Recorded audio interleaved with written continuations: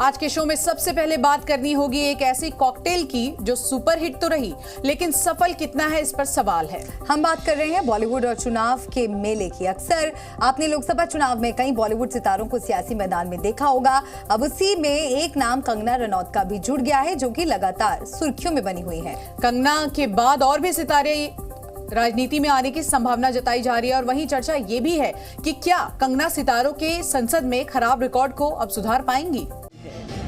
जिन बॉलीवुड सितारों की एक झलक पाने को लोग बेताब रहते हैं, जब वो सियासी मैदान में उतरते हैं तब बड़ी संख्या में लोग उन्हें देखने के लिए उमड़ पड़ते हैं। लेकिन चकाचौंध की दुनिया से जनता के नुमाइंदे बनने के सफर में आए तो बहुत से सितारे, लेकिन इसमें पास होकर कभी निकल पाए। इस बार फिर चुनावी पिक्चर में बॉलीवुड की एंट्री हो चुकी है, जिसमें सबसे बड़ा नाम है कंगना रनौत का, जो कि मंडी लोकसभा सीट से चुनाव लड़ेंगी। तो वहीं मेरठ से अरुण गोविल भी मैदान में हैं। ये मेरा सौभाग्य है। देखिए, ये मेरी जन्मभूमि है और मेरी जन्मभूमि ने मुझे वापस बुलाया है। मेरे अपनों ने, मेरे लोगों ने मुझे वापस बुलाया है और मैं उनकी, अगर मुझे चुनेंगे, मैं उनकी सेवा में तत्पर रहूंगी। इसमें कोई दो राय नहीं है। मैं एकदम भाव विभोर हूँ। आप समझ सकते हैं कि मेरे लिए और मेरे परिवार के लिए कितना भावनात्मक ये दिन है। हमारे जो राष्ट्र प्रेसिडेंट हैं जेपी नड्डा जी, जो कि हमारे हिमाचल से ही हैं, उनका मैं दिल से आभार व्यक्त करती हूँ। हमारे जो होम मिनिस्टर जी हैं अमित जी, वो मेरा बहुत अच्छा मार्गदर्शन करते हैं, मैं उनकी सदैव आभारी हूँ। और हमारे यशस्वी प्रधानमंत्री जो हैं, उनकी कृपा है हम पर, जो आज हमें ये इतनी बड़ी रिस्पॉन्सिबिलिटी जो मिली है, तो हम सबका धन्यवाद करते हैं। कंगना के चुनाव लड़ने की चर्चा लंबे समय से थी, लेकिन बीजेपी की 5वीं लिस्ट में उनके नाम ने इन अटकलों पर मुहर लगा दी है। कंगना के अलावा भी बहुत से ऐसे सितारे हैं जिनका नाम चर्चा में है, जो आपको चुनावी मैदान में नजर आ सकते हैं।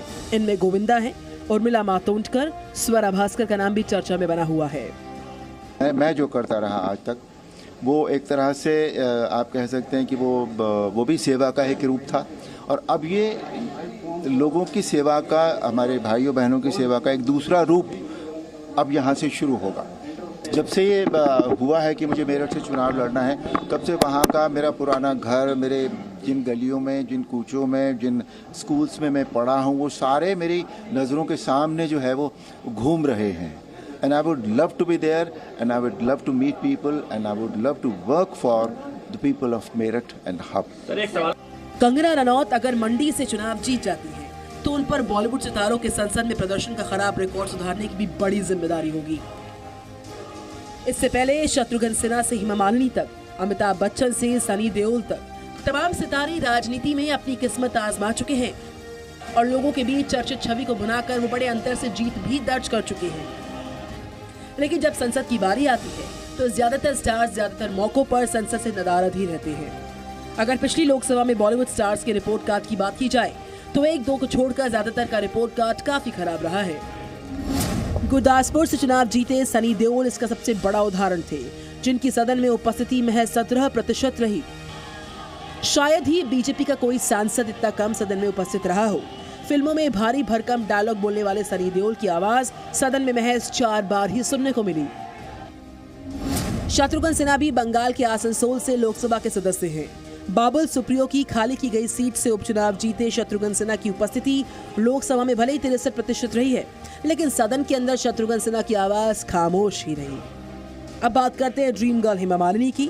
हेमा मालिनी मथुरा से लगातार दूसरी बार सांसद हैं। अगर उनके 2019 के कार्यकाल की बात करें तो हेमा मालिनी की सदन में उपस्थिति 50% है और सदन की चर्चा में वो 20 बार शामिल हुई हैं। इसके अलावा दिल्ली से बीजेपी सांसद हंसराज हंस भी 39% ही सदन में उपस्थित रहे। ये तो थे जाने माने सितारे, लेकिन इसके साथ साथ रीजनल फिल्मों से अपनी पहचान बनाने वाले कई सितारे भी सांसद चुने गए। बंगाली फिल्मों की खूबसूरत अभिनेत्री मिमी चक्रवर्ती और नुसरत जहां भी चुनाव जीतकर लोकसभा पहुंची हैं। सदन में मिमी चक्रवर्ती की उपस्थिति 21% रही और वो सदन की चर्चा में महज 7 बार शामिल हुई। इसके अलावा नुसरत जहां भी 23% ही सदन में उपस्थित रही। इन सितारों की रिपोर्ट ये बताती है कि इन्हें अपनी ही फील्ड में महारत हासिल है। ये अपने क्षेत्र में धमाल तो कर सकते हैं, लेकिन जनता के दरबार के लिए ज्यादातर अपना वक्त नहीं निकाल पाते। अब कंगना के सामने ये चैलेंज है कि क्या वो इस खराब रिकॉर्ड को बदलकर एक नया उदाहरण पेश कर पाएंगी। क्या हर बार हटकर काम करने और बेबाकी के लिए जानी जाने वाली कंगना अगर जीतती भी हैं तो सदन में भी उसी बुलंदी के साथ अपनी आवाज को उठा पाएंगी। ब्यूरो रिपोर्ट, जी मीडिया। जी न्यूज़।